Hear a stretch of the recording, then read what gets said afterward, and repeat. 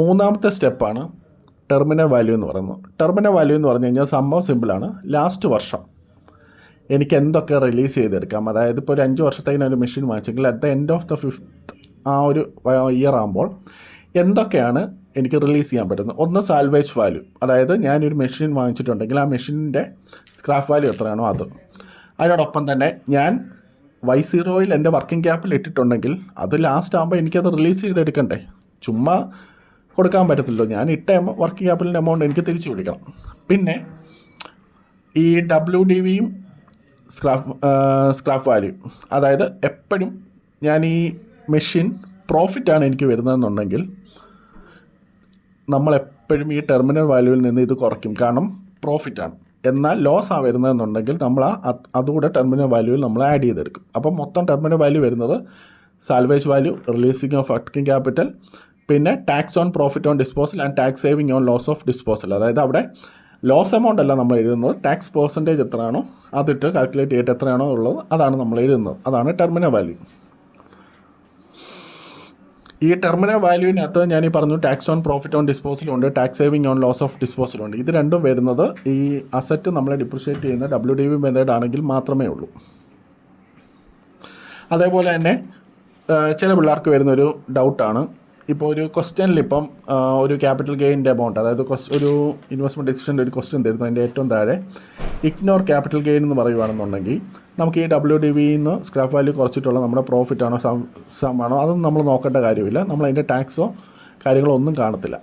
എന്നാൽ consider capital gain അല്ലെങ്കിൽ ക്വസ്റ്റിലൊന്നും പറഞ്ഞിട്ടില്ലെങ്കിൽ that means ആ ഒരു പ്രോഫിറ്റ് ഓൺ ലോസ് നമ്മൾ കൺസിഡർ ചെയ്യണം. അങ്ങനത്തെ കേസസിലാണ് ഈ tax on profit on disposal, tax saving on loss on disposal വരുന്നത്. ഇപ്പോൾ ക്വസ്റ്റിനെ ഇഗ്നോർ ചെയ്യാൻ പറയുവാണെങ്കിൽ ഇഗ്നോർ ചെയ്തേക്കുക, കാരണം അത് നോക്കുകയേ വേണ്ട. പിന്നെ ചില സമയത്ത് നമുക്ക് പറഞ്ഞു ഇനിഷ്യൽ സ്റ്റേജിൽ കമ്പനി ഒരു മെഷീൻ ഇൻസ്റ്റാൾ ചെയ്തു. ഇനിയിപ്പോൾ ടെർമിനൽ വാല്യൂ, അതായത് ലാസ്റ്റ് വർഷമാകുമ്പം കമ്പനിക്ക് ഈ ഇൻസ്റ്റാൾ ചെയ്ത മെഷീൻ കമ്പനിക്ക് വിൽക്കണം. വിൽക്കാനല്ല, ഈ ഇൻസ്റ്റാൾ ചെയ്ത ലാസ്റ്റ് വർഷം കമ്പനിക്ക് ഈ മെഷീൻ എടുക്കുമ്പോൾ കുറച്ചൊക്കെ ഒരു ഈ മെഷീൻ കമ്പനി ഇപ്പോൾ അടുത്ത് കൊണ്ട് ഫിറ്റ് ചെയ്യുവാണെങ്കിൽ ആ ഫിറ്റ് ചെയ്യുന്നതിന് ആ മെഷീൻ റിമൂവ് ചെയ്യാൻ വേണ്ടി കമ്പനിക്ക് കുറച്ച് എക്സ്പെൻസ് ആവും. അങ്ങനെ വരുന്ന എക്സ്പെൻസ് നമ്മൾ സെയിൽ വാല്യൂവിൽ നിന്ന് കുറച്ച് ബാക്കിയുള്ളത് ടെർമിനൽ വാല്യൂ ആയിട്ട് കാണിക്കത്തുള്ളൂ. ഫോർ എക്സാമ്പിൾ, ഇപ്പം 1,00,000 രൂപ ഉണ്ടെന്നിരിക്കട്ടെ സാൽവേജ് വാല്യൂ. ഈ 1,00,000 രൂപ എനിക്ക് ആക്രിക്ക് വിറ്റാൽ കിട്ടും. പക്ഷേ എനിക്ക് ഈ മെഷീൻ ലാസ്റ്റ് ഇയർ ഇത് ആക്രിക്ക് വിൽക്കണമെങ്കിൽ ഞാനവിടെ ഫിറ്റ് ചെയ്ത് വെച്ചേക്കുന്ന എൻ്റെ മെഷീൻ അഴിക്കാൻ വേണ്ടി എനിക്കൊരു 1,00,000 രൂപ എക്സ്പെൻസ് ആയിട്ടുണ്ടെന്നുണ്ടെങ്കിൽ 1,00,000 അല്ല, ഒരു 10,000 രൂപ എക്സ്പെൻസ് ആയിട്ടുണ്ടെങ്കിൽ ഈ 1,00,000 നിന്ന് 10,000 രൂപ കുറച്ച് ബാക്കി 90,000 രൂപയാണ് എൻ്റെ ടെർമിനൽ വാല്യൂ ആയിട്ട് ഞാൻ കാണിക്കുന്നത്. ഇനി അടുത്ത സ്റ്റെപ്പാണ് ക്യാഷ് ഫ്ലോ. ഈ ക്യാഷ് ഫ്ലോ നമ്മൾ കാണുന്നത് നമുക്ക് എല്ലാവർക്കും അറിയാം. ക്യാഷ് ഫ്ലോ നമ്മൾ കാണുന്നത് സെയിൽസിൽ നിന്ന് വേരിയബിൾ കോസ്റ്റ് കുറയ്ക്കുന്നു, നമ്മുടെ കോൺട്രിബ്യൂഷനിൽ ഫിക്സഡ് കോസ്റ്റ് കുറയ്ക്കുന്നു, പ്രോഫിറ്റ്. ഇവിടെ ശ്രദ്ധിക്കേണ്ട ഒരു കാര്യം, സെയിൽസിൽ നിന്ന് വേരിയബിൾ കോസ്റ്റ് കുറച്ചു, കോൺട്രിബ്യൂഷനിൽ നിന്ന് നമ്മൾ ഫിക്സഡ് കോസ്റ്റ് കുറച്ചു. ഫിക്സഡ് കോസ്റ്റ് അഡ്വർടൈസ്മെൻറ്റ് ആവാം, ഓപ്പറേറ്റിംഗ് കോസ്റ്റ്, അങ്ങനെ ഡിപ്രിസിയേഷൻ, അതെല്ലാം കുറച്ചിട്ടാണ് കമ്പനിക്ക് പ്രോഫിറ്റ് ബിഫോർ ടാക്സ് കിട്ടുന്നത്. എന്നിട്ട് ഈ എമൗണ്ടിൽ നിന്ന് ടാക്സ് കാണും. ടാക്സ് കണ്ടിട്ട് ആ ടാക്സ് എമൗണ്ട് കുറച്ച് കഴിയുമ്പോൾ പ്രോഫിറ്റ് ആഫ്റ്റർ ടാക്സ് കിട്ടും. എന്നിട്ട് നമ്മൾ ഡിപ്രിസിയേഷൻ ആഡ് ചെയ്യും. ഫസ്റ്റ് പോയിൻറ്റ്, നമ്മൾ ഈ ക്യാഷ് ഫ്ലോ കാണുമ്പോൾ നമ്മൾ എന്തിനാണ് ഡിപ്രിസിയേഷൻ കുറയ്ക്കുന്നതെന്ന് പറഞ്ഞാൽ, ഡിപ്രിസിയേഷൻ എന്ന് പറയുന്നത് ഒരു നോൺ ക്യാഷ് ഐറ്റമാണ്, അല്ലെങ്കിൽ നോൺ ഓപ്പറേറ്റിംഗ് ഐറ്റമാണ്. അതിന് ടാക്സ് കാണേണ്ട ആവശ്യമില്ല, ആക്ച്വൽ പ്രോഫിറ്റിൻ്റെ ടാക്സ് കണ്ടാൽ മതി. സോ പ്രോഫിറ്റ് ബിഫോർ ടാക്സിൽ നിന്ന് ടാക്സ് കുറച്ച് ആകുമ്പോൾ ശരിക്കും പ്രോഫിറ്റ് ആഫ്റ്റർ ടാക്സ് കിട്ടും. എന്നിട്ട് നമ്മൾ ഡിപ്രിസിയേഷൻ ആഡ് ചെയ്യണം. ഡിപ്രിസിയേഷൻ ആഡ് ചെയ്യുമ്പോഴാണ് നമുക്ക് ശരിക്കും പറഞ്ഞാൽ ക്യാഷ് ഫ്ലോ ആഫ്റ്റർ ടാക്സ് കിട്ടുന്നത്. ഈ ക്യാഷ് ഫ്ലോ ആഫ്റ്റർ ടാക്സിൽ നിന്ന് ഞാൻ ആദ്യമേ തന്നെ പറഞ്ഞു, എന്തെങ്കിലും ഒരു വർക്കിംഗ് ക്യാപിറ്റലോ അഡീഷണലായിട്ട് എന്തെങ്കിലും ഇപ്പോൾ Y1ലോ Y2ലോ എല്ലാം പേ ചെയ്തിട്ടുണ്ടെന്നുണ്ടെങ്കിൽ അത് ആ വർഷം ആ ഒരു ക്യാഷ് ഫ്ലോയിൽ നിന്ന് കുറയേണ്ടതാണ്. അതോടെ കുറച്ചിട്ടുള്ളതാണ് net cash flow after tax എന്ന് പറയുന്നത്. ഇതാണ് ശരിക്കും പറഞ്ഞാൽ നമ്മൾ ഡിസ്കൗണ്ട് ചെയ്യാൻ ഉപയോഗിക്കുന്ന ക്യാഷ് ഫ്ലോ. കാരണം ഡിപ്രിസിയേഷൻ എന്ന് പറയുന്നത് എപ്പോഴും ഒരു നോൺ ക്യാഷ് ഐറ്റമാണ്. അതായത് ഈ ഒരു ക്യാഷ് ഫ്ലോ, സത്യം പറഞ്ഞാൽ ക്യാഷ് ഫ്ലോയ്ക്കകത്ത് എന്തൊക്കെ വരാം, ഓപ്പറേറ്റിംഗ് ഉണ്ട്, ഇൻവെസ്റ്റ്മെൻ്റ് ഉണ്ട്, ഫിനാൻഷ്യലുണ്ട്. ഇങ്ങനെ 3 സ്റ്റേജ് വെച്ചിട്ട് നമ്മൾ കൺസിഡർ ചെയ്തിട്ട് ലാസ്റ്റാണ് നമ്മൾ ശരിക്കും പറഞ്ഞാൽ ക്യാഷ് ഫ്ലോ കാണുന്നത്. പക്ഷേ ഇവിടെ നോക്കുമ്പോൾ ഓപ്പറേറ്റിംഗ് ലെവലിൽ നിന്ന് മാത്രം നമ്മൾ ചിന്തിക്കത്തുള്ളൂ. അത് ഞാനൊരു ബിസിനസ് ഉണ്ട്, ആ ബിസിനസ്സിൽ നിന്ന് എനിക്ക് ശരിക്കും എത്ര പ്രോഫിറ്റ് കിട്ടുന്നുണ്ട്, എത്രയാണ് എൻ്റെ actual cash flow at operating stage. നമ്മളിവിടെ ഇൻവെസ്റ്റ്മെൻറ്റ് കൺസിഡർ ചെയ്യുന്നില്ല, ഫിനാൻഷ്യലും കൺസിഡർ ചെയ്യുന്നില്ല.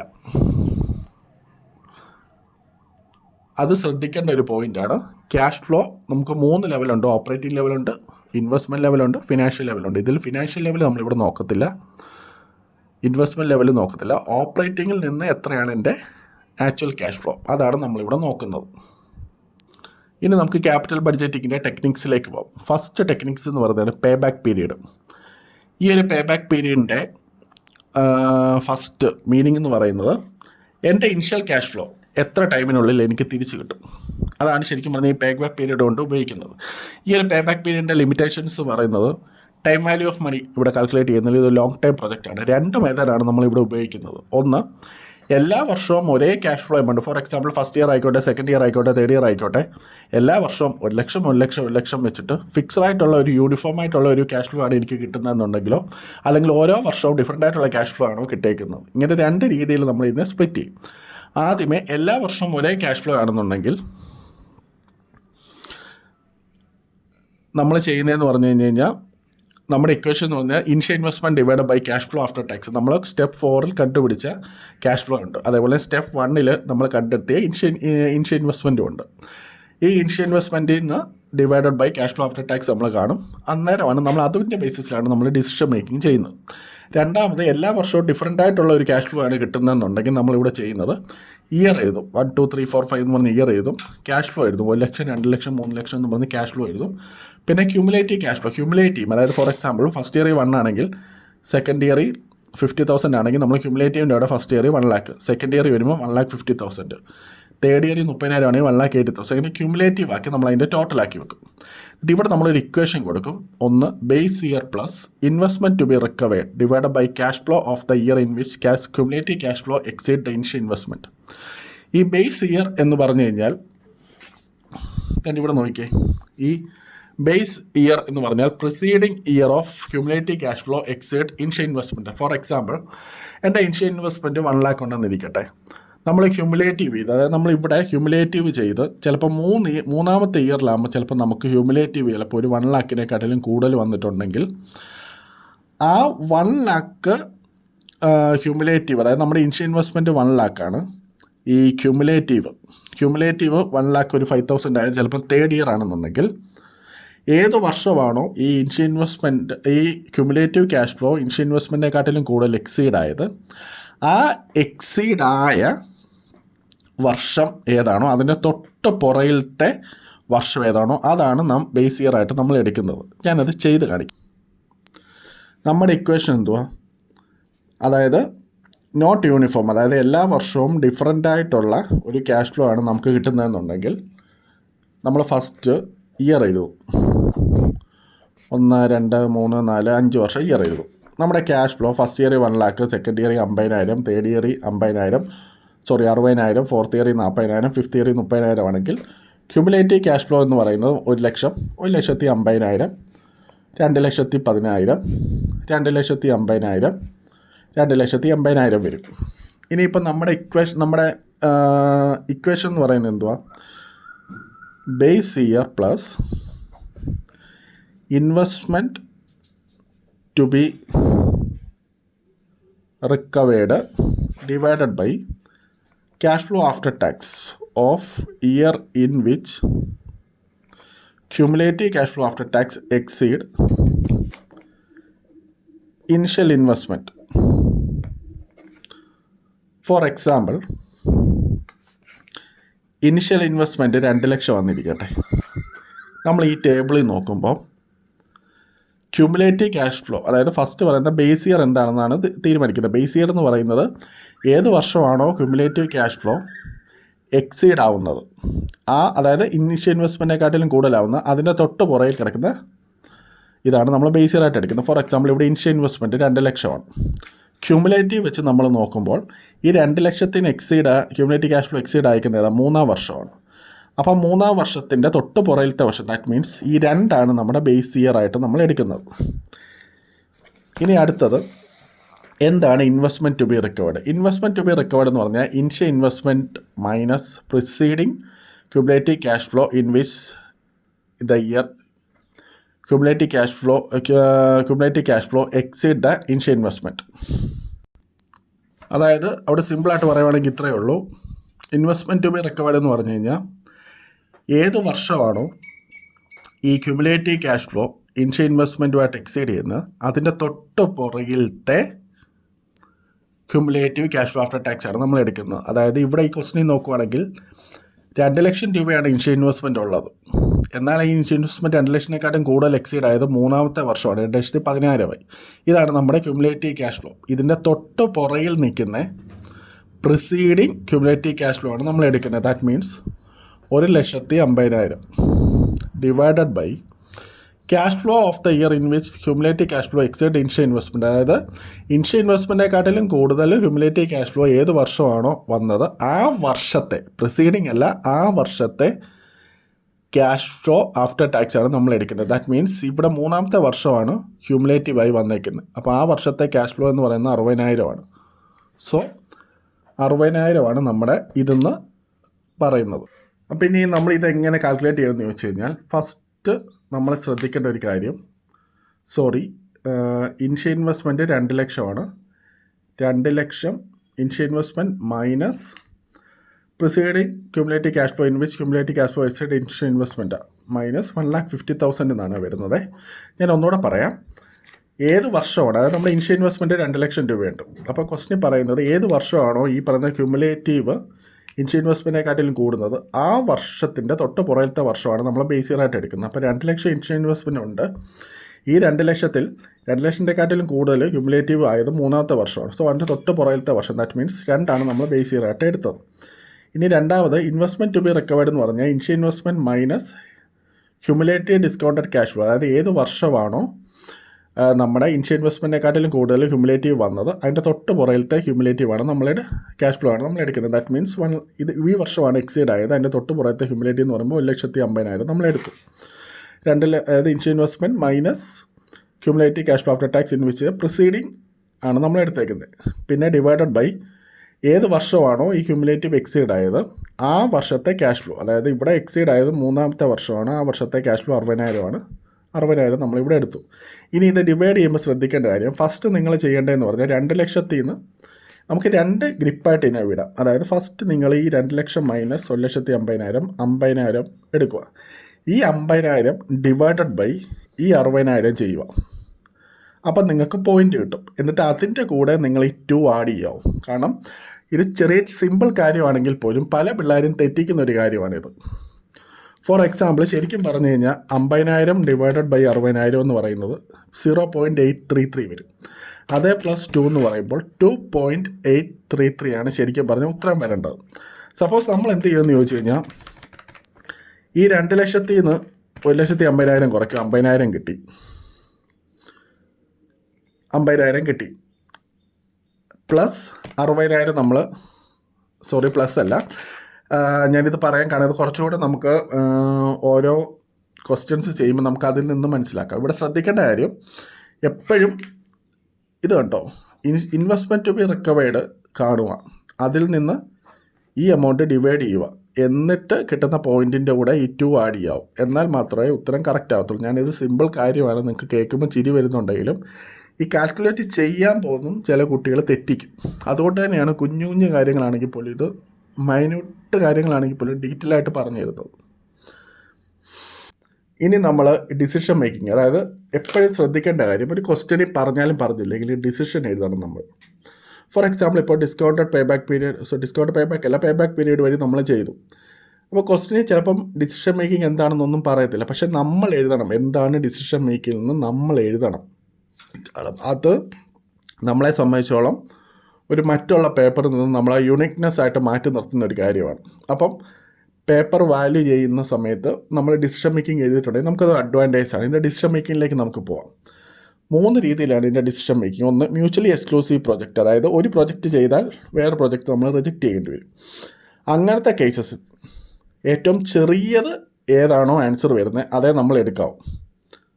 ഇനിയിപ്പം അക്സെപ്റ്റ് ഓർ റിജക്റ്റ് ആണെന്നുണ്ടെങ്കിൽ, അതായത് സിമ്പിളാണ്, ഇതിപ്പം നിങ്ങൾ നോക്കേണ്ട കാര്യമില്ല, അത് ഞാൻ കുറച്ചുകൂടെ കഴിയുമ്പോൾ ഡീറ്റെയിൽ ആയിട്ട് പറഞ്ഞുതരാം. നിങ്ങൾ ജസ്റ്റ് സിമ്പിളായിട്ട് ഇതിൻ്റെ ഡിസിഷൻ മേക്കിംഗ് നോക്കുകയാണെന്നുണ്ടെങ്കിൽ ഏറ്റവും ചെറിയ വാല്യൂ വരുന്ന ഏതാണോ അതാണ് നമ്മൾ സ്യൂട്ട് ചെയ്യേണ്ടത്, അതാണ് നമ്മൾ ഡിസിഷൻ മേക്കിംഗ് ആയിട്ട് എഴുതേണ്ടത്.